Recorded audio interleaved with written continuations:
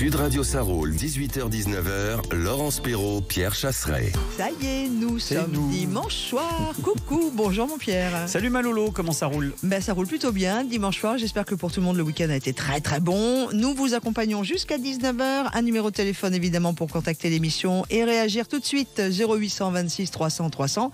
Et ou sur mail, je participe @sudradio.fr.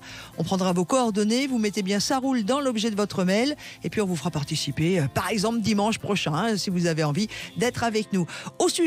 Au programme, aujourd'hui, électrique. Ouais, ça va être un peu ça, parce qu'on va se poser la question du prix de la recharge électrique. On a vu tourner comme ça un papier, un article qui sous-entendrait que le prix d'un plein d'électricité coûterait à peu près la même chose que votre bon vieux plein de diesel ou d'essence. Donc on va se poser cette question et puis on va aller du côté d'une solution d'électrification de votre voiture. Admettons, vous aimez votre titine, vous voulez la garder et puis elle n'a pas le droit de circuler à cause des zones à faible émission. Là, il y a peut-être une solution pour pouvoir la garder. Ça s'appelle le rétrofit et on en parlera avec Arnaud Pigounides, Laurence, qui sera notre invité. Il s'occupe de rétrofit électrique et il va vous présenter tout ça. Allez, on est avec vous, bien sûr. Ça roule sur Sud Radio, 0826 300 300. On vous attend pour réagir à ces deux questions. Est-ce que on nous prend pour des idiots? Est-ce que rouler en électrique coûterait pratiquement aussi cher, voire plus cher, surtout si on remet ça évidemment rapporté à l'autonomie qu'une voiture thermique? Et puis leur sujet 2, seriez-vous prêt à faire transformer le moteur de votre voiture thermique en électrique, surtout par exemple à l'approche des ZFE? On vous attend. Sud Radio Sarroul. Et pour parler du premier sujet, nous allons accueillir un grand journaliste auto, entre autres pour le Figaro, réputé et reconnu comme étant l'un des plus grands spécialistes de la voiture aujourd'hui. Sylvain Resser, bonjour.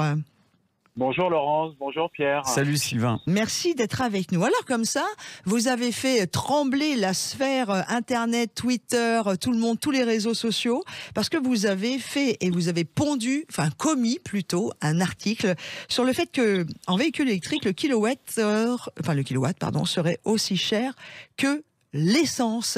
Qu'est-ce Alors, je voudrais pas que les auditeurs pensent que toutes les voiture électrique coûte plus cher à recharger qu'une voiture à essence. Faut pas se méprendre. C'est pas vrai partout, mais en tout cas, ce qui m'est arrivé récemment, c'est que si vous rapportez le coût à l'autonomie du véhicule, ça peut coûter aussi cher qu'un plein de diesel. Je suis allé dans la Marne avec une MG Marvel et je me suis arrêté à une borne de recharge Ionity sur l'autoroute, pour pas les nommer. Et en fait, le kilowattheure est facturé au temps. Donc, on paye 87 centimes la minute, alors que dans d'autres réseaux, on va payer au kilowattheure, justement. Et là, j'ai payé, pour tout vous dire, j'ai payé 28,74 € très exactement, pour recharger 33 kilowattheures avec une voiture qui consommait plus de 23 kWh au 100 km, ça me donnait 230 km d'autonomie. Wow. Donc, si vous rapportez le coût à l'autonomie par rapport à l'équivalent en diesel, ça coûte aussi cher. Alors Sylvain, c'est intéressant. Pourquoi ? Parce que ça pose la question de l'autonomie réelle du véhicule électrique. Ça pose déjà deux questions. La première, le décalage entre la recharge à domicile, quand on charge notamment de nuit sur sa propre prise, où on peut bénéficier de tarifs avantageux en termes d'électricité. Et puis la deuxième question, ça va être celle de l'autonomie réelle. Pourquoi ? Parce que le véhicule électrique, quand il est donné à jusqu'à 400 km, mais il faut savoir que les 150 derniers bornes, vous allez faire en poussant la bagnole. L'autonomie réelle du véhicule électrique n'est pas au niveau de la promesse, Sylvain. On est tout à fait d'accord, c'est-à-dire qu'un constructeur qui va annoncer ce que vous étiez en train de dire, 400 km d'autonomie homologuée, dans la vraie vie sur l'autoroute ou en roulant à 130 km/h, qui est la vitesse légale, on va consommer 30%, beaucoup plus, 25 à 30% de plus. Donc on n'aura pas 400 km d'autonomie, bien évidemment, mais plutôt entre 230 et 250 km. Ouais, sauf que les tarifs qu'on nous donne, quand on vous dit bon, alors l'électrique, ça vous coûte 2 euros pour 100 km, eh bien non. Eh bien non, pourquoi? Parce que ça tient, c'est la promesse qu'on fait aux Français sur la base d'une optimisation parfaite de la batterie, ce qui n'est jamais le cas, avec en plus des tarifs à domicile avantageux, rechargés de nuit aux heures creuses. La réalité, c'est que oui, ça coûte quand même un peu moins cher quand on charge à domicile que si on avait une thermique, mais le principe de la voiture, c'est qu'on charge pas toujours chez soi malheureusement, et que là la facture peut être salée. Alors j'ai lu que Ionity, pour les nommer, allait modifier leur mode de facturation et ne plus facturer autant mais au kilowatt, comme c'est le cas chez leurs concurrents. Exactement. Ouais.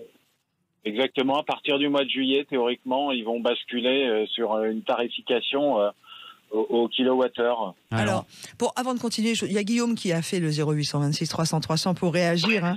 Je vous rappelle la question, est-ce qu'on nous prend pour des idiots à nous dire depuis le début que ça nous reviendra moins cher de rouler en électrique? Venez nous donner votre avis, vous. Bonjour Guillaume. Bonjour Laurence et bonjour Pierre. Salut, vous Guillaume. habitez où Guillaume? J'habite à Aubagne, dans les Bouches-du-Rhône. Oh, j'aime bien, on aime bien. Pas trop chaud là, ça pète un peu là en ce moment. Ouf, Un peu là. ça cagne. Oh, c'est bon, c'est l'été, il fait beau, on va pas se plaindre. Moi je préfère ça. Mais ouais, c'est pas. Il y a la clim en plus. Ah ouais, non mais alors ça. Dans la voiture. Guillaume, votre avis alors vous par rapport à ce papier qui est paru dans le Figaro de la semaine du 15 juin, c'était quelques jours avant d'ailleurs. Va recharger la batterie de sa voiture électrique sur un trajet conséquent reviendrait aussi cher que de faire le plein de carburant. Vous en pensez quoi? Moi, pour mon cas personnel, mais peut-être que beaucoup de Français aussi, avant j'avais une berlingot, j'ai fait des petits calculs. On allait à Toulouse régulièrement 5 fois dans l'année pour aller voir la belle famille, et ça me coûtait, à une voiture qui consomme quand même 8 litres au 100, donc c'est à taille du coffre, c'est équivalent à ma Tesla Model 3, donc ça, il n'y a pas de souci. Ça consomme beaucoup, et j'étais sur un plein à 71 euros pour faire 400 km. Avec ma Tesla, j'ai regardé sur les factures tout à l'heure pour pas vous dire de bêtises. À l'aller, on a payé 13 euros à un superchargeur à Narbonne, donc on a fait une charge, et au retour, pareil, au superchargeur de Narbonne, 13,4 euros, donc 26. 3 fois moins cher. Voilà, donc moi, pour mon cas, là, j'ai payé 3 fois moins cher d'électricité que le carburant. Donc c'était une essence en samplon 98. Dans ce cas, voilà, pour moi, c'est moins cher. Et je le remarque, ça fait maintenant 2016 que j'ai une voiture électrique, et mes factures d'électricité, alors comme l'électricité monte, mes factures n'ont pas baissé. N'ont pas baissé, n'ont pas augmenté, mais à chaque fois je complète par la voiture électrique. Alors Guillaume, j'ai une bonne nouvelle, une mauvaise nouvelle. La bonne nouvelle, c'est que vous faites partie de ceux qui ont acquis un véhicule électrique au moment où c'est encore avantageux. Ça va pas le rester, hein. Ça va pas le rester. Là aussi, on oublie de préciser aux Français que les taxes carburant rapportent plus de 40 milliards chaque année à l'État, que si demain tout le monde bascule à l'électrique, il va manquer 40 milliards d'euros dans les caisses et qu'il va falloir appliquer une fiscalité à l'énergie électrique. Ça, c'est le premier point. Donc, c'est la première mauvaise nouvelle qui va nous tomber sur le dos à tous, parce que malheureusement, on veut tous nous faire rouler en électrique. Le deuxième point négatif, j'ai réécouté l'interview de Jean-Baptiste Djebari, qui était alors secrétaire d'État au transport, et qui expliquait que s'il y avait une une transition vers le véhicule électrique, il fallait 4 à 16 fois plus de production d'énergie électrique en France pour alimenter les voitures. 4 à 16 fois plus. Oh. Ça veut dire que, comme c'est pas possible, ça veut dire que le véhicule électrique doit redevenir élitiste. On va pas pouvoir promettre à tout le monde de faire des trajets de 700 bornes, donc y compris votre voyage à Toulouse. Donc on va se retrouver, quelle est la solution quand on veut limiter l'usage de quelque chose? C'est facile, regardez, l'usage de la cigarette, l'État a voulu le limiter, il augmente le prix. Donc qu'est-ce qui va se passer si demain on n'a pas assez d'énergie électrique pour couvrir le parc automobile qui est composé de plus de 53 millions de voitures aujourd'hui? Eh bien, et 39 millions de roulants. Eh bien, qu'est-ce qui va se passer? On va monter la fiscalité. Donc, l'énergie électrique, pour l'instant, bonne idée pour ceux qui en sont possesseurs et qui louent tous les avantages. Je le vois bien, ceux qui sont passés à l'électrique sont très heureux d'y être. Pas pour longtemps. Alors, je voudrais avoir la réaction, si vous le voulez bien, Guillaume, de notre invité, Sylvain Resser, journaliste auto au Figaro, par rapport à sa propre expérience. Et on explique bien que c'est par rapport à l'autonomie qu'il a fait ce constat. Par rapport à ce que disait Guillaume, Sylvain, votre avis? Non, mais je suis tout à fait d'accord avec ce que dit Guillaume, c'est-à-dire qu'aujourd'hui, Tesla est un peu l'exception, c'est-à-dire qu'avec son propre réseau de superchargeurs, aujourd'hui, les possesseurs de Tesla bénéficient de conditions avantageuses pour faire le plein d'électricité. Mais je rejoins un peu Pierre, je suis pas sûr que ça dure encore très longtemps. Mais bon, donc ça c'est une spécificité de Tesla. Mais pour la plupart des possesseurs de véhicules électriques qui roulent pas dans la voiture américaine, effectivement, ça peut coûter beaucoup plus cher, sachant que bien évidemment l'autonomie d'un véhicule électrique est quand même bien inférieure à l'autonomie d'un véhicule thermique. Et il faut mettre ça en perspective, parce que ce qu'on dit pas, c'est que là, par exemple, moi, je me suis arrêté pour faire 450 km, je me suis arrêté 1h15. Et encore. Et donc, tu as acheté quelque chose, parce que 1h15 dans la bagnole, on n'y reste pas. Donc, on va sur l'aire d'autoroute, on consomme. Donc ça, il faut le rajouter au prix du plein. Hein. Et puis attention, là, vous pointez quelque chose d'important. Vous êtes sur l'autoroute. Ça veut dire que si vous avez envie, en partant en vacances, de faire les petits chemins de traverse, parce que c'est ça que vous aimez aussi, vous êtes obligé un peu de prendre l'autoroute si vous voulez avoir des stations dignes de ce nom. Il y a quelques chargeurs, mais il n'y en a pas beaucoup. Non, mais voilà, quand même, Sylvain. Ça, c'est pas possible aujourd'hui de prendre les chemins de traverse et les petites routes. Donc on est obligé en fait. Le réseau, le maillage des infrastructures est encore très faible. Donc, on nous avait promis un chiffre, un nombre à 6 chiffres pour les bornes de recharge, plus de 100 000 bornes de recharge. Et aujourd'hui, on n'y est pas du tout. Et il faut pas regarder le nombre de bornes de recharge, il faut regarder les recharges rapides, parce que les bornes de recharge où on recharge pendant 8 heures sa voiture, ça n'a strictement aucun sens. Et sur les bornes de recharge rapides, là, Laurent, je te rejoins. À part quelques exceptions, on va trouver quelques bornes par-ci par-là dans les grandes villes, mais dans la plupart des cas, il n'y a pas de borne de recharge rapide, vraiment rapide, en dehors de l'autoroute. Alors moi, je suis pas contre l'électrique, vous le savez. Et sur Ça roule, on n'est pas contre l'électrique. C'est juste qu'on est contre le fait qu'on nous l'impose d'une façon hyper brutale. Vous parliez effectivement de s'arrêter sur la station, donc d'aller acheter quelque chose parce qu'il faut attendre 1 heure pour faire le plein. C'est-à-dire qu'il va y avoir des coûts, des conséquences à côté financières que tout le monde ne va pas pouvoir assumer non plus. Ça veut dire que la voiture va redevenir élitiste. Alors Guillaume est toujours avec nous. Ou alors on mettra notre petite pique-nique dans la glacière comme au temps des premières vacances. Je vais revenir vers Guillaume, mais c'est une évidence. Quand on a un prix de l'électricité qui va forcément monter avec des taxes qui vont augmenter, il y aura d'un côté les privilégiés. Voilà, Guillaume, nous, on en fera peut-être partie. Il y a une fracture sociale mais aussi. Bien sûr, il y a une grosse fracture sociale qui va se créer entre la France qui peut se payer sa voiture et qui peut continuer à rouler, et puis celle, malheureusement, qui regardera les autres sur Blablacar, quoi. Voilà. Guillaume, merci beaucoup d'être intervenu dans Ça roule ce soir pour la fin du week-end sur votre avis. Donc vous ne constatez pas, au contraire, vous constatez plutôt d'ailleurs des baisses et des économies en ayant une voiture électrique sur les pleins. On continue de parler tout cela avec notre invité et on vous attend 0826 300 300. Est-ce que vous avez l'impression effectivement que ça vous coûtera aussi cher, voire plus cher, d'avoir une voiture électrique qu'une voiture thermique? À tout de suite. Sud Radio Ça roule, 18h-19h, Laurence Perrault, Pierre Chasseret. Et nous continuons avec vous, bien sûr, Ça roule jusqu'à 19h. Dans quelques minutes, nous vous proposons un sujet sur les voitures thermiques que l'on pourrait échanger, tout du moins faire évoluer en voiture électrique, surtout à l'approche des ZFE. Seriez-vous prêt à transformer le moteur de votre voiture thermique en voiture électrique? On en parlera entre autres avec le fameux système Retrofit. Mais tout de suite, on continue sur ce papier qui a fait couler beaucoup d'encre, qui a d'ailleurs malheureusement coûté à Sylvain Resser, notre invité, quelques réactions extrêmement violentes sur la toile. Toujours. Avec ce sujet, le véhicule électrique, le kilowatt aussi cher que l'essence. On vous rappelle, d'où est parti, Sylvain, ce papier. Vous faites un trajet en MG Marvel Air de Paris pour rejoindre la Marne. Vous avez jugé plus prudent de vous arrêter à la station Ionity avant Reims pour faire la pointe de watts. Et au moment de l'arrêt, l'ordinateur de bord indique une capacité résiduelle de 47%, soit une autonomie de 118 km. Pour éviter d'attendre trop longtemps, vous décidez d'arrêter la charge au bout de 33 minutes avec un pic de charge à 85 kWh. La batterie aurait récupéré 40% pendant cette longue demi-heure. Surprise en rallumant le contact, compte tenu de la consommation du véhicule, l'ordinateur annonce une autonomie seulement de 230 km/h et ça vous a coûté 230 km. Il y a un PV sinon. Et ça vous a coûté quand même une facture de 28,74 €. Là, on a bien mis les choses au point. Sylvain Resser. Oui, en fait, j'ai été l'objet d'attaques en règle. On m'a dit mais pourquoi vous prenez l'autoroute?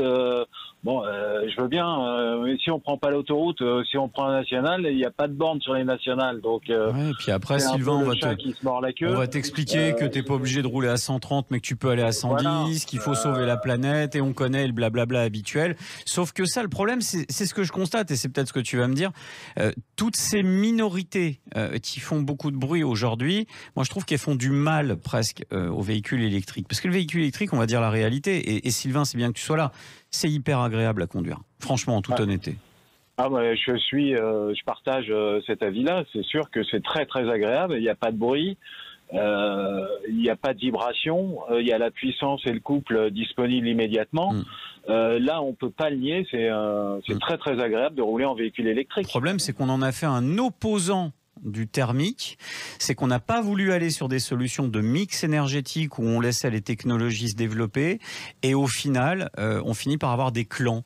Mais c'est un peu le syndrome de la France actuellement, c'est sur tel ou tel sujet, on rentre toujours dans des conflits et des débats entre les pour et les contre. Alors que je pense que Sylvain, quand tu as écrit l'article, t'étais pas non plus dans l'idée, tu t'es pas arrivé en te disant ce matin je vais me faire l'électrique, pas du tout, au contraire.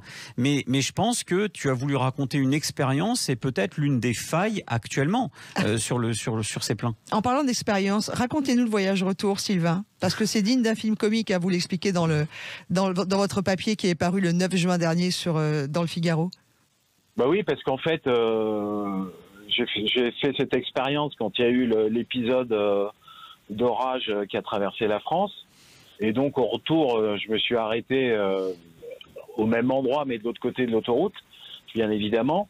Et il vous restait combien d'autonomie là? De bûchettes. Je crois qu'il me restait 17%, il me restait 42 km d'autonomie, donc autant vous dire que... Il fallait s'arrêter. On commence à transpirer. Et alors fallait que je rentre à Paris, sauf qu'en fait, à cet endroit-là, les bornes de recharge sont pas protégées, elles sont pas recouvertes. Donc il tombait des cordes. Donc j'ai été trempé au bout de 15 secondes, bien évidemment. Et la carte ne marchait pas sur la borne sur laquelle je m'étais connecté. Donc il a fallu remonter dans la voiture, déplacer le véhicule, refaire la même manip. Enfin bref, je vous passe les détails. Mais en plus, tout ça pour dire qu'aujourd'hui, les infrastructures, elles sont pas faites pour recevoir du monde. Si jamais demain il neige, il pleut, il grêle... En fait, vous êtes trempé, quoi. C'est pas très accueillant. En fait, j'ai résumé cette situation en disant qu'on mettait la charrue avant les pneus. Mais c'est exactement ça. C'est au lieu de laisser le temps à une technologie de se développer progressivement, en essayant de regarder, on en parlera en deuxième partie d'émission, toutes les solutions qu'on peut avoir, notamment au niveau du rétrofit, prendre le temps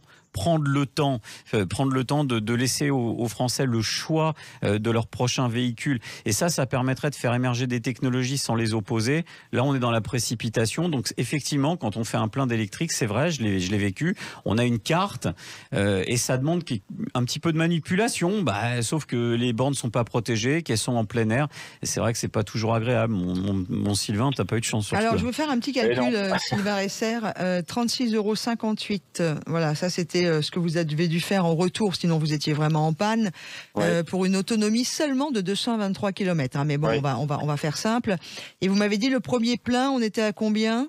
On était à 28,74 €. Voilà, plus 28. En termes de consommation, ça va faire du 2 ou 3 fois le prix. On est à 65,32 €. Là où on fait un Paris-Ménéhoul, là c'est juste après Reims, c'est pas très loin. On est à combien de kilomètres d'autoroute là, en gros? On est à 200 km. Voilà. Là, moi, quand je vais voir mes amis à Reims, parce que je fais partie des jurys de la Champagne, etc., pour les vins de Champagne, je fais mon plein dans ma petite voiture thermique. On est effectivement, alors maintenant dans ces eaux-là, parce que ça coûte hors de prix. Non, pas à ce niveau-là quand même. Mais je peux en faire 2 allers-retours. C'est ça, donc c'est coup double. Alors, Ionity, encore une fois, a réagi. Ils vont arrêter un peu la mascarade parce que c'est mais c'est sûr que c'est pas le réseau qui est le meilleur marché, mais encore une fois, quand vous êtes sur l'autoroute, vous n'avez pas tellement de choix. De toute façon, j'ai regardé au niveau il faut s'arrêter. Sylvain, j'ai regardé chez les concurrents, le différentiel de prix est toujours à l'avantage du thermique, tout de même, pour l'instant. Alors peut-être pas dans ces perspectives-là, mais la réalité, c'est qu'aujourd'hui, tant il n'y a pas de fiscalité véritablement gelée, tant qu'on est un petit peu dans le flou, tant que tout le monde fait un petit peu sa vie sans réelle concurrence, parce qu'il n'y a pas 50 prestataires non plus qui posent des bornes électriques, eh bien, je trouve que l'autorité de régulation de la concurrence ferait bien d'aller mettre le nez là-dedans. Frédéric est avec nous au 0826 300 300 avec cette question que l'on vous pose. Est-ce que faire le plein, enfin en tout cas avec votre voiture électrique, est-ce que la voiture électrique, on nous ment, nous reviendrait aussi cher, sinon plus qu'une voiture thermique? Salut Fred. Oui, bonjour à tous. Oui, moi, est-ce qu'elle coûte plus cher? Je ne sais pas, mais à mon avis, il n'y a pas de raison qu'elle coûte moins cher qu'une autre. Et on peut faire confiance aux politiques que s'il y avait quelque chose financièrement à gratter sur l'électrique, ils n'hésiteront pas à le faire. Mais je suis très content de vous entendre parler aussi bien le journaliste qui a fait son article dans le Figaro que vous-même sur le plateau. Voilà, que vous-même sur le plateau, parce qu'effectivement, on a une vision en France d'opposition permanente sur tous les sujets. Et pour l'électrique, bon, c'est très bien, c'est très doctrinal, c'est très idéologique. Moi, je commence à avoir un petit peu de bouteille, et je me souviens quand j'ai commencé à conduire, dans les années 70-80, les mêmes écologistes, certains d'ailleurs sont toujours à la manœuvre, m'ont convaincu d'abandonner ma voiture à essence, qui était terriblement dangereuse pour la santé humaine parce qu'elle dégageait du CO2 et du plomb et pour la planète, et qu'il fallait absolument prendre du diesel. Donc j'ai fait comme tous les Français, j'ai pris du diesel. Et les mêmes, 30 ans plus tard, me disent attention, t'es un mauvais citoyen, il faut prendre une électrique. Non, mais sur le fond, il y a une part de vérité, c'est qu'il y a une recherche constante qui permet de faire évoluer progressivement les choses. Mais le problème, c'est de diaboliser les gens qui ont acheté une bagnole, quoi. Exactement. On oppose les uns contre les autres, alors que, comme vous avez très bien dit, je pense qu'il faut aller dans le mixte. J'aime bien entendre Carlos Tavares, le patron de Peugeot Stellantis, parce que je trouve qu'il a de bonnes idées. Il est très pragmatique. Il faut donner le temps au temps. On peut pas demander à des millions de Français du jour au lendemain de changer leur voiture, d'abandonner leur voiture pour prendre une voiture électrique qui a quand même un prix conséquent. Je crois que tous les Français ont conscience que un air plus propre est un air plus agréable. On en a tous conscience, mais on est tous prêts à participer. Mais il faut arrêter de nous dire vous êtes des mauvais parce que maintenant vous fumez une cigarette maïs et vous roulez au diesel. Il faut arrêter avec ce genre de. Moi, je crois à l'éconologie, c'est-à-dire je crois que les gens font de l'écologie le jour où c'est avantageux économiquement pour eux. Quand on leur parle de solutions, je suis pas tout à fait d'accord. Parce que même moi, dans ma vie de tous les jours, j'essaie de faire attention à des choses, même si ça me coûte un peu de sous. Non, c'est juste une histoire de bon sens. Oui, mais t'as pas attendu la vague d'aujourd'hui pour faire attention à pas gâcher, etc. Non, mais je dois avouer que je fais plus attention quand même. C'est-à-dire que ça joue quand même. Moi, je fais partie de ceux qui, objectivement, aujourd'hui, n'ont pas les moyens d'acheter de la bidoche bio à 100% et de passer dans des trucs d'hygiénisme absolu. Donc, et franchement, je vais être honnête, ça va, hein, j'en vis très bien. Mais je crois que tout le monde est prêt à participer à l'effort à partir du moment où on vous explique qu'économiquement, vous n'y perdez pas. Voilà. Déjà, faut pas y perdre. Alors, dans ces cas-là, on fera des choix vertueux. Mais aujourd'hui, pour l'instant, le véhicule neuf qu'on nous propose électrique, il vaut quand même 2 fois plus cher. Hein. Donc, bon, moi, je veux bien, mais technologiquement assez rapidement dépassé. Non, je suis pas prêt à investir, même si c'est sous perfusion de subventions. Je suis pas prêt à investir 40 000 € dans un véhicule. Ce que dit Frédéric, moi, ça me fait penser aussi à autre chose. Ça me fait penser aussi que en fait, y compris, je ne sais pas Sylvain Resser, vous allez me donner votre avis, dans ceux qui ont acheté des voitures électriques, il y a des différences et déjà des fractures sociales qui sont en train de se passer. C'est-à-dire que, effectivement, on l'a vu, ceux qui sont passés à Tesla dès le départ sont presque, je sais pas comment dire les choses sans être. C'est le même phénomène qu'Apple. C'est pour les téléphones, c'est-à-dire que c'est presque un club. C'est ça, exactement. On dispose et donc il y a déjà une fracture. Non mais Apple et Tesla, même combat. C'est-à-dire qu'on dispose d'un chargeur différent. D'ailleurs, c'est bientôt fini pour Apple. On dispose d'un chargeur différent. On a un véhicule qui a une véritable autonomie, ce qui n'est pas le cas des autres, ce qui n'a pas été le cas pendant très longtemps des autres marques de véhicules électriques. Bref, Tesla a pris un avantage assez conséquent. Mais tu vois ce que je veux dire Sylvain, vous en pensez quoi? On a l'impression quand même que tu roules, je te dirai qui tu es. Voilà, c'est ça. Il y a plusieurs choses. En fait, déjà, je pense que cette transition est un peu trop précipitée, c'est-à-dire qu'elle a été mal préparée, ou en tout cas, elle se prépare mal. Et je suis pas sûr qu'on soit parti du bon pied, parce que quand on voit les infrastructures de recharge qui devaient être à 100 000 bornes sur l'espace public, qui sont à peine à 60, on nous dit qu'il faudra 1 million de bornes sur l'espace public en 2030 si on veut pouvoir servir tout le monde. Et puis après, je pense qu'on n'a pas assez expliqué au consommateur finalement, parce que c'est le consommateur qui décide. On lui a pas assez expliqué comment fonctionnaient ces technologies, parce qu'en fait c'est un changement profond. Ouais. C'est même, j'ai envie de dire, un changement de société, parce que demain on va attendre des heures à la borne pour que la voiture recharge. Et en fait, aujourd'hui, on n'a pas 2 voitures électriques qui ont la même capacité de batterie. Donc déjà, faut expliquer ça. On a des chargeurs embarqués dans les voitures qui n'ont pas les mêmes performances. Donc, on a des vitesses de charge qui sont différentes d'une voiture à une autre. On a les bornes, il n'y en a pas 2 qui marchent de la même manière. Des consommations aussi, si tu es dans le froid ou pas.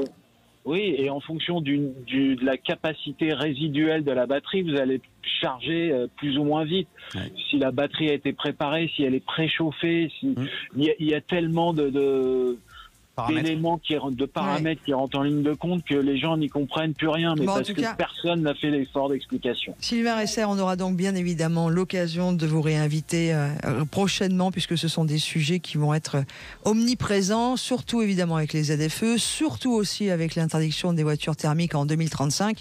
On n'a pas fini d'en parler, et vous savez que sur Sud Radio, on parle vrai, et dans Ça roule particulièrement aussi. 0826 300 300 pour nous rejoindre pour le deuxième sujet que l'on va vous proposer. En attendant, merci à Frédéric de nous avoir appelé de Paris et de nous avoir donné son avis. Et merci à vous, Sylvain Resser, journaliste au Figaro. Au plaisir de vous retrouver prochainement. Merci à vous. Bon dimanche soir. Merci à vous. Bon dimanche. Allez, à suivre la question que l'on vous pose maintenant, que l'on vous pose.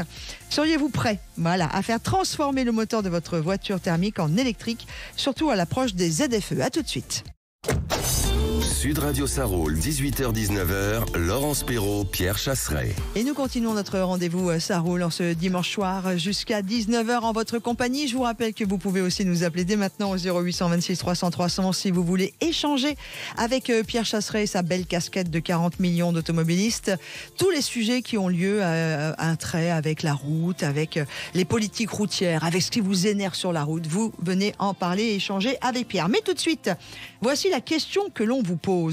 Seriez-vous prêt à faire transformer le moteur de votre voiture thermique en électrique, surtout à l'approche des fameuses ZFE, des zones à faible émission, avec le fait aussi qu'on nous apprend qu'il n'y aura plus de vente de voitures thermiques neuves en 2035. Enfin bref, il y a un bouleversement complet. On vous attend 0826 300 300 pour nous donner votre avis.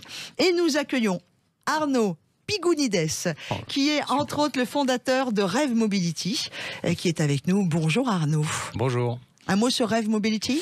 Alors Rêve Mobility, c'est une société qui fait du rétrofit électrique, donc changer un moteur thermique essence ou diesel en électrique à batterie ou hydrogène sur 3 activités. Rétrofutur sur les voitures anciennes, qui est une niche de choix qui cartonne en ce moment. Sur les utilitaires, donc les flottes professionnelles et les artisans, donc qui sont très concernés par les ZFE dont vous avez parlé, et qui voient dans le rétrofit une très belle solution. Donc on croule sous les demandes, et je peux vous donner des chiffres, c'est assez incroyable.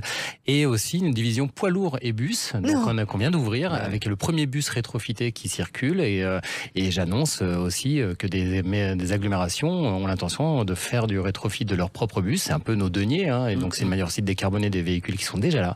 Et donc c'est une nouvelle activité qui est en train d'exploser. C'est super écologique. Je te donne un chiffre. Un bus, c'est 1 million. On va faire simple. Ça, à peu près. Non, 600 000 euros. 600 000 euros, un bus neuf, c'est 600 000 euros. Ouais, 600 000 euros. Ouais. Si on le rétrofit, c'est combien? 250? C'est 250. Mais ça, c'est génial aussi. Juste, on va revenir sur tous les avantages. Mais alors, moi, mon cœur tout de suite fait waouh. Je suis amoureuse de vous, Arnaud Pigounides. C'est en termes d'écologie. C'est gentil. Bon, on va vous laisser. Non, mais en termes d'écologie, parce qu'il y a quand même une chose qui est incroyable dans notre monde où on nous parle d'écologie. On met des voitures à la casse, on met des primes à la casse sur des voitures qui pourraient encore rouler. Ouais. Donc on est en train de faire des décharges et des choses écologiquement extrêmement dramatiques, alors que ces mêmes voitures, au lieu de les mettre à la casse, si je continue à les faire rouler avec votre système, je suis encore plus écologique qu'écologique, quoi. C'est l'idée, et puis en plus c'est de l'économie, c'est-à-dire que moi je regarde le prix du neuf sur une voiture électrique. On va être très honnête, c'est pas la portée de tous. Acheter en masse, parce que là pour l'instant le marché démarre, donc les tarifs pour des véhicules des particuliers, c'est pas encore le plus attractif que ça va être, mais effectivement, si on arrivait à développer en masse cette solution de rétrofit, on pourrait, pour quelques milliers d'euros, bientôt, pouvoir donner une deuxième vie à notre voiture, Arnaud. Comment ça se passe, Exactement, en fait, nous on met une demi-voiture neuve électrique dans une voiture ancienne. Donc c'est une chaîne de traction, donc on enlève le moteur, on enlève tout ça et on met un moteur électrique qui est beaucoup plus petit, des batteries à l'endroit où on peut les mettre. Donc dit comme ça, c'est un peu pauvre, mais c'est beaucoup d'ingénierie et beaucoup de travail de sécurité, puisque nous parce qu'on les met pas n'importe où. Il faut équilibrer le poids. Voilà. Exactement, et puis on a une réglementation qui est très forte en France qui autorise donc le rétrofit électrique à batterie ou hydrogène, puisque c'est une autre alternative qui va arriver dans le temps et qui peut être une bonne solution, notamment pour les longs trajets. En tout cas, le rétrofit, c'est une solution assez incroyable parce que ça coûte la moitié du prix d'un véhicule électrique neuf. Quand vous prenez une Zoé qui vaut 32 000 euros ou une Tesla qui vaut 60 000 euros, l'équivalent de ce véhicule-là dans une BMW ou dans un Master utilitaire ou dans une petite voiture Clio, en fait, c'est la moitié du prix. Donc en fait, vous êtes à 16 000, 20 000 euros le rétrofit. Vous me parlez d'une voiture neuve. Par rapport à une voiture électrique neuve. Oui, mais si par exemple je fais rétrofiter, je sais pas, j'ai une vieille C4 diesel là. Mais comme tu vas faire enlever... Combien ça va me coûter? Si vous jetez la C4, vous devez acheter un véhicule neuf ou d'occasion qui est électrique d'occasion. Je ne veux pas l'acheter, moi. Ils ont essayé de me la faire jeter. J'ai dit non. Mais combien ça me coûterait là? Parce que tu ne pourras plus rentrer dans les zones à faible émission. Donc il faut trouver une solution. Combien ça me coûtera? Grosso modo, moitié moins pour l'instant. Alors c'est entre 16 000 et 20 000 euros. Le rétrofitage. Donc c'est la moitié d'un véhicule électrique neuf. Mais surtout, d'une part, on a les mêmes primes que la prime à la casse. Et ça, je remercie l'État et le gouvernement d'avoir donné une prime équivalente à la prime à la casse, mais pour une prime rétrofit, qui peut aller jusqu'à 9 000 euros pour les particuliers, jusqu'à 17 000 euros sur les utilitaires. Donc c'est une très belle opportunité aussi pour aller vite. Là, économiquement, il faut penser que le maçon, le carreleur qui nous écoute, ou le plombier qui a sa petite camionnette qui est nickel, impeccable, où il a ses habitudes, il a déjà fait les transformations pour accrocher ses outils, il n'a pas envie de l'acheter et il n'a pas le droit de rentrer dans les grandes agglos à partir du 1er janvier 2025. Là, c'est une solution qui lui permettra... Attention, ça veut dire que l'usure du véhicule, c'est-à-dire l'usure moteur, disparaît puisqu'on en remet un neuf. Oui, ça veut dire qu'en plus, je vais gagner en termes d'entretien de mon... c'est évident. L'avantage de l'électrique, c'est qu'en termes d'entretien, il n'y a que dalle. C'est vrai. Et en plus, vous faites des économies au kilomètre, puisque quand vous êtes dans les zones à faible émission, quand vous avez votre atelier, votre entreprise, et que vous allez dans Paris ou dans les agglomérations pour livrer, plus il y aura de bornes, moins ça coûtera cher, parce que vous pouvez aussi le faire chez vous, en heure creuse, et là, la nuit. Là, on gagne. Et là, on gagne vraiment. Vous savez que sur Sud Radio, on parle vrai. Juste avant, vous étiez avec nous en studio. Le sujet a fait mal un petit peu sur le coût de faire un plein en électricité qui revenait aussi cher, voire plus qu'une thermique. Ailleurs que chez soi. Ailleurs que chez soi, on va revenir. Mais tout de suite, je voudrais accueillir ceux qui nous rejoignent au 0826 300 300, puisque vous avez la parole, vous le savez, sur Sud Radio. Guillaume est avec nous. Salut Guillaume. Bonjour Laurence, bonjour Pierre, bonjour tout le monde. Salut Guillaume. Vous appelez d'où Guillaume? De Cambrai. Oh, vous allez nous raconter des bêtises. Non, c'est pas ça, c'est qu'on écoute Sud Radio sur le DAB+, sur le DAB+, à Cambrai, ou sur Internet. Alors vous, est-ce que vous êtes prêt à faire transformer le moteur de votre voiture thermique en électrique, surtout à l'approche des ZFE? Alors, moi, ça va être très simple. Non. Pourquoi? Bon, déjà, je suis un passionné de mécanique, d'automobile japonaise, en particulier Honda. Bon, je fais un petit peu de pub, tant pis. Voilà. Donc, alors moi, c'est très simple. J'aime pas qu'on m'impose des choix, qu'on m'oblige des achats qui ne correspondent pas à mes besoins. Je suis quand même pas idiot. Je vais pas mettre une somme d'argent, même sur du rétrofit ou des choses qui peuvent être intéressantes pour certaines personnes. Moi, dans mon cas, et je pense que c'est le cas de beaucoup de personnes, quand vous devez aller voir la famille, quand vous avez des voyages organisés, enfin, je me vois pas le faire malheureusement en véhicule électrique. Mais vous avez tout dit, Guillaume. Et c'est là où c'est intéressant, c'est que le rétrofit n'est pas une promesse que l'on fait pour des longs trajets. Non. Là, Arnaud Pigounides nous le disait, il met en place cette solution pour permettre notamment d'être... alors pour certains, moi je dis souvent le deuxième véhicule du foyer, mais en fait j'ai tort. C'est plutôt le premier, c'est celui qui vous emmène au boulot, qui fait les courses, les conneries comme enfants, ça, les petits trajets. Et en fait, ce qui permet de garder son thermique à côté et sa passion automobile que vous avez et que je partage, notamment pour avoir un véhicule pour partir en vacances et longs trajets. Vous voyez, Guillaume, c'est là que c'est intéressant. Arnaud ? Exactement. Exactement. Enfin, c'est Arnaud une réalité. Piconides pour Retrofit. Le rétrofit intervient vraiment et super intéressant quand on a un deuxième véhicule, quand on a des petits trajets. Nous, on n'est pas du tout des ayatollahs. Moi, je suis pas un malade de l'électrique non plus. Par contre, ce qu'il faut, c'est un meilleur mix. Et t'en parlais tout à l'heure, Pierre. C'est vraiment l'important, c'est de pouvoir apporter des alternatives et de n'obliger personne. Nous, on n'oblige personne. Par contre, ce que je vois, c'est que des artisans, il y a une grande mutuelle des artisans qui a fait une étude de toute sa base de sociétaires. Artisans de bouche, c'est ça ? Artisans de bouche, donc les professions alimentaires. 46% de leurs adhérents, de leurs cotisants, veulent faire du rétrofit plutôt que d'avoir à jeter leur véhicule et d'acheter un véhicule neuf. C'est plus sur les grandes villes, j'imagine, plus sur les zones urbaines comme Montpellier, comme Marseille, plus que du côté de la Creuse ou à Rodez. J'imagine que ça reste plus urbain, ces besoins. Ça dépend en fait de chacun. Ça dépend de chacun, mais Laurence, autant tu prends. Non, mais je pensais aux politiques extrêmement mais je vais prendre dures sur la voiture. On prend une type R. Bon, bah évidemment, l'électrifier, ça paraît un peu presque contre-intuitif. Enfin, c'est pas Guillaume qui va me dire l'inverse. Par contre, moi j'ai une petite New Beetle. Tout le monde la connaît pour ceux qui écoutent l'émission depuis 10 ans. Bon, bah voilà, c'est pas un moteur extraordinaire, il n'y a rien, c'est un moteur thermique de base, 1,4 litre essence. Bon, j'ai pas une attache particulière ou 1,4 litre essence de chez Volkswagen dans ma New Beetle. Ma New Beetle, oui. Et je me dis, voilà, pour rouler en ville, tout ça. Et quand j'en ai parlé à Arnaud, il m'a dit, bah, tu sais quoi ? J'ai énormément de demandes de possesseurs de New Beetle. De plus en plus, oui. Alors, on a Jean-Pierre de Montpellier. Merci beaucoup, Guillaume, d'avoir fait le 0800 26 300 300. Merci à vous. Passez une belle journée du côté des Hauts-de-France. Pareil. Jean-Pierre nous rejoint maintenant, toujours au standard de Sud Radio dans l'émission Ça roule. Salut Jean-Pierre. Bonjour Manolo. Bonjour Pierre. Alors, seriez-vous prêt, vous, à transformer le moteur de votre voiture thermique en électrique ? Non. Ça fait 2 ans. Mais pourquoi non ? Non. Mais pourquoi une catégorie de mecs ou de gens aisés va pouvoir rouler avec des Ferrari, des Aston ou des Rolls, alors que les clampins vont pouvoir se rouler dans les poubelles.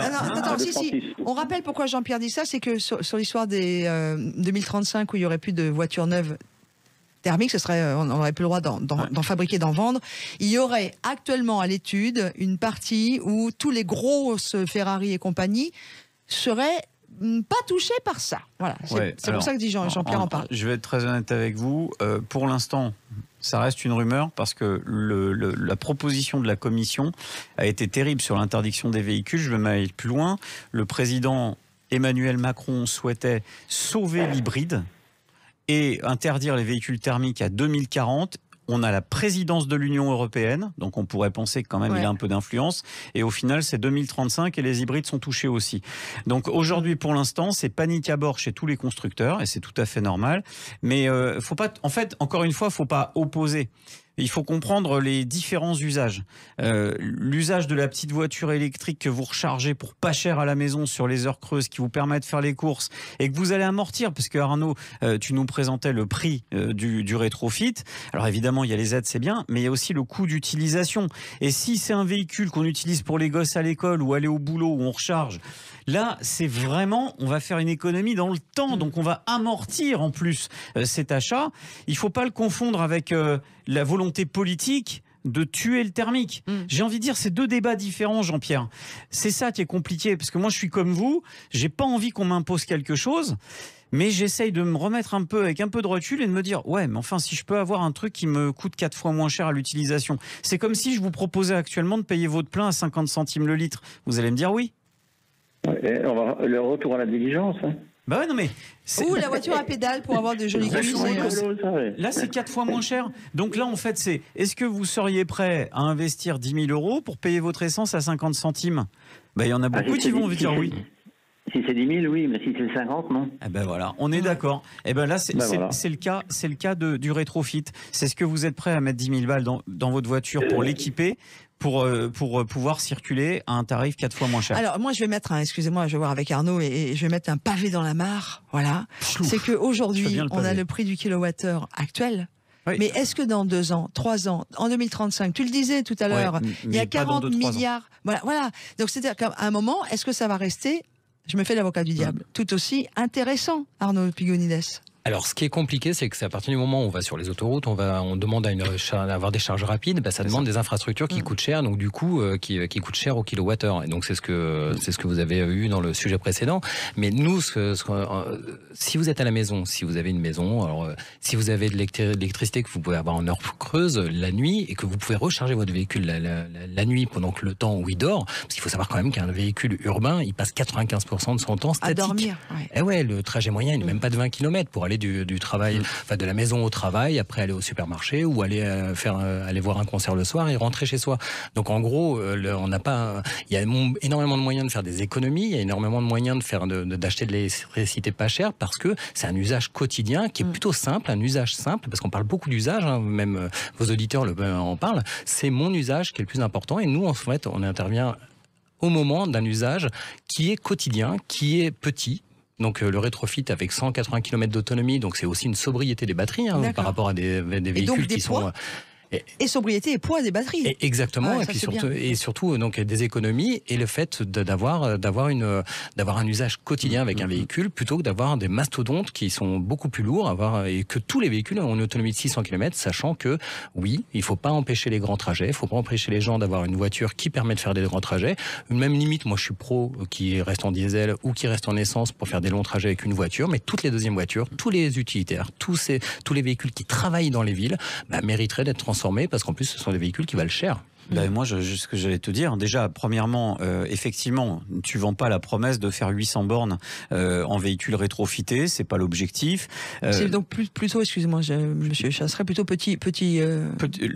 C'est pas le petit rouleur, parce qu'en même temps, non, mais petit trajet. Ouais, c'est petit trajet, parce que quand on réfléchit, la plupart de nos trajets, ils sont petits. Ouais. Voilà. Donc, mais non, la promesse, moi, que je voudrais derrière, et je trouve que le politique doit accompagner le mouvement. J'ai toujours du mal avec des politiques qui te disent de faire quelque chose qu'ils ne font pas eux-mêmes. Moi, j'appelle toutes les collectivités territoriales à lancer des projets de rétrofitage, à prendre les voitures des employés municipaux, parce que les villes vont gagner de l'argent, donc nous on paiera moins, parce qu'elles vont recharger, les gens ne travaillent pas la nuit dans les villes, enfin pas tous en tout cas, les 95% non. Donc j'appelle toutes ces collectivités à faire du rétrofit et à pas mettre les voitures à la poubelle ni à la casse. Il faut lancer ce type d'exemple. Tu touches un point très important, c'est de convaincre et de montrer que ça fonctionne. Alors nous on vient de faire un tour de France, donc on a traversé 40 villes, ça se finit à Lyon jeudi prochain. 40 villes, 40 agglomérations. On est allé voir les politiques avec un bus, avec des utilitaires, avec des voitures anciennes pour rencontrer nos clients, nos prospects. On a rencontré plus de 3000 personnes. Quand même, et donc pour moi, c'était la plus belle opération qu'on pouvait faire. D'ailleurs, qu'on pouvait pas faire à cause du Covid. Donc là, on est allé à l'attention des gens. Et donc aussi pour convaincre les collectivités justement de transformer leurs utilitaires, leur flotte et les bus. Et donc de proposer cette solution déjà. Et donc de montrer que ça fonctionne. Résultat, Rouen fait son premier appel d'offres pour des bus rétrofités. 49 bus, c'est quand même 300 tonnes de CO2 économisées par bus. Et vous êtes les seuls à le faire ? On est 3 en France et quelques-uns dans le monde. Donc il a une chance sur 3 d'être milliardaire en fait. Non, mais vraiment je vous aime. Mais attendez, on continue. Rennes et Toulouse qui veulent faire leurs utilitaires, une partie de leurs utilitaires de l'agglomération. Donc en fait c'est en train d'arriver. Et il nous reste 30 secondes. Excusez-moi Arnaud Pigonides de Rêve Mobility pour le rétrofit. Je suis une particulière, je vous donne ma voiture. Combien de temps ça prend ? Et bon, vous avez dit le budget, on va dire entre 12 et 20 000 euros, 16 et 20 000, c'est ça ? Mais combien de temps ça prend ? Côté avant prime, donc moins. Côté pratico-pratique. Alors transformer un véhicule, ça prend 3 jours. D'accord. Donc c'est pas très long. Cependant, pour l'instant, on n'a pas tout le catalogue de véhicules qui est émis, parce que le problème du rétrofit, c'est qu'on se base sur tous les véhicules qui ont été fabriqués aujourd'hui. Donc ce qu'on fait, c'est les véhicules qui sont les plus demandés ou qui ont un besoin impérieux, comme les utilitaires, les véhicules, les masters, tout ça, d'être transformés. Je suis intéressé. Je prends des renseignements où, par exemple, pour vous ou pour vos concurrents soit chez moi, chez Rêve Mobilities, vous me contactez. REV, soit l'association R, donc l'association de l'industrie du rétrofit électrique, où il y a tous les rétrofiteurs qui ont pignon sur rue et qui sont en train de travailler des véhicules. Et voilà, on a fait pas tout à fait le tour, mais on en reparlera parce que c'est quand même une super, vraiment une. J'aime bien le discours parce que voilà, on est sur un mix et pour moi la meilleure réponse que l'on peut apporter aux politiques qui veulent imposer un seul modèle, c'est d'aller tester justement toutes les offres de mobilité qui existent et pourquoi pas les deux si on a les moyens, évidemment, bien sûr. Arnaud Pigonides, c'était notre invité, fondateur de Rêve Mobilities. Merci beaucoup Arnaud. Passez un bon dimanche soir. Bonne journée. Sud Radio Sarroul, 18h-19h, Laurence Perrault, Pierre Chasseret. Et nous sommes en train de terminer notre rendez-vous Sarroul sur Sud Radio. Vous le savez, on parle vrai et on vous donne la parole tous les dimanches soirs. 0826 300 300 pour rencontrer Pierre et échanger avec lui sur un sujet évidemment qui a trait à la route et qui vous touche. Salut Jean-Pierre.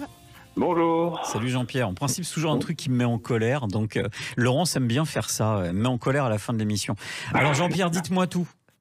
Alors, moi, je voulais vous contacter parce que j'ai un sujet. Je suis un vieil adhérent de 40 millions. C'est une bonne idée. Et vieux dans tous les sens du terme. Pour vous parler des clignotants qui sont de moins en moins utilisés. Et en particulier, quand on dépasse un deux roues, ou un obstacle sur le bas-côté de la route, les gens se décalent sans mettre de clignotant. C'est-à-dire que ceux qui sont derrière ne sont pas avertis qu'il y a un danger qui s'approche, et ceux qui sont en face ne sont pas obligatoirement conscients que ceux qui arrivent face à eux se décalent ou que doivent se serrer un peu à droite pour leur faciliter le passage. Voilà, ça c'est un truc qui m'énerve. Il n'y a pas un conducteur sur 10 qui met son clignotant dans ce cas-là. Bon, alors vous êtes accroché avec une ceinture? Parce que, alors déjà, vous n'êtes pas vieux comme vous dites, nous sommes des véhicules de collection. Voilà, déjà, ça c'est dit. Le deuxième point, est-ce que vous saviez qu'il existe une infraction pour le clignotant qui n'est pas utilisé? Oui. 35 € d'amende, donc ça va. Et 3 points au moins sur le permis de conduire. Est-ce que ça arrive souvent? Jamais. Alors, voilà. Je le constate parce que je pars très tôt le matin sur l'autoroute et franchement, je me demande si on a expliqué à tous les automobilistes qu'il y avait un espèce de truc tout droit sur le côté du volant qui s'agite vers le bas et vers le haut et qui fait clignoter des lumières. Ouais, moi je dis depuis toujours qu'il faudrait le proposer en option quand on achète une voiture. Je me rappelle, vous savez, Sarroul est une émission qui date avec Laurence, je la regarde en même temps parce que ça nous rajeunit pas. Mais 8 ans je crois. Mais on avait fait une émission un jour parce que nous aussi ça nous touchait. On avait fait une émission, j'ai gardé le jingle parce que je le trouvais très drôle et je l'ai réécouté récemment. Et dedans, on disait, le sujet de l'émission, c'était « Faut-il supprimer le clignotant vu que plus personne le met ?» Et on avait posé cette question de manière très ironique, où Laurence disait « Tiens, c'est bizarre ce truc qui s'allume et qui s'éteint, faut que j'aille chez le garagiste Pierre. » Et je lui disais « Mais non Lolo, c'est le clignotant. » Et on avait fait un truc très rigolo là-dessus parce qu'on en avait ras-le-bol justement de cette absence de clignotant sur les véhicules. Alors, franchement, je partage votre avis, je suis pas pour une verbalisation intensive, mais je vais rappeler qu'au lieu de mettre en place des campagnes de pub pour nous faire avaler le 80 km/h qui était objectivement une connerie, et je ne fais que citer le président de la République en disant ça, je préférais qu'on fasse des campagnes du genre 16% des accidents interviennent aux intersections pour des refus de priorité, l'absence de clignotant est responsable d'accidents notamment sur l'autoroute. Voilà, je préférais qu'on aille sur ce type de thématique et sur ces campagnes de sensibilisation qui existent à l'association 40 millions d'automobilistes et qu'on n'entend jamais dans la bouche de la sécurité routière. Je sais que la déléguée interministérielle à la sécurité routière m'écoute, alors je lui propose cette idée, ensemble, avec 40 millions d'automobilistes, faisons une grande opération sur l'usage du clignotant. Et ben voilà, ça c'est dit. Et merci beaucoup Jean-Pierre d'avoir reposé ce sujet si important sur la table. Sujet en plus, si vous permettez, c'est rapide. Allô? Oui. Je vis à proximité, disons à 300-400 mètres d'une autoroute, et les seules choses qui nous horripilent, surtout la nuit, c'est le bruit de certaines motos qu'on entend sur plusieurs kilomètres. C'est insupportable, tous les voisins s'en font du même avis. Comment on peut laisser circuler des motos qui font un tel boucan? C'est pas du bruit, c'est du boucan. Vous parlez pas des bruits normaux des motos, vous parlez de ceux qui sont un peu trafiqués au niveau du pot d'échappement. Voilà. Celles qui hurlent pendant des kilomètres, quand on les suit vraiment sur... J'ai une réponse courte, et vous allez voir, contrôle technique obligatoire pour les motos qui a été décidé, et forcément ça fait râler à juste titre la Fédération française des motards en colère sur beaucoup de points, mais par contre sur ces véhicules qui ont été transformés dans l'objectif unique de faire du bruit, là on a un vrai problème quand même. Ouais. Merci beaucoup à Jean-Pierre, et puis voilà, le bruit des véhicules, même les scooters ou les mobylettes dans les villes, ça devient compliqué aussi. On en parlera. Merci beaucoup Jean-Pierre, très très bonne fin de week-end dans le Var. On se retrouve dimanche prochain. Ça roule. Tiens, ça tombe bien. Et toi, tous les matins, dans la matinale, la pré-matinale avec de Sud Benjamin Radio. Glaise à partir de 6h12, 13. Mais il faut écouter plus tôt, Benjamin. Oui, lui, il commence à 6h. Ouais, c'est ça. Bonne fin de week-end à tous et prenez soin de vous. À la semaine prochaine, du coup.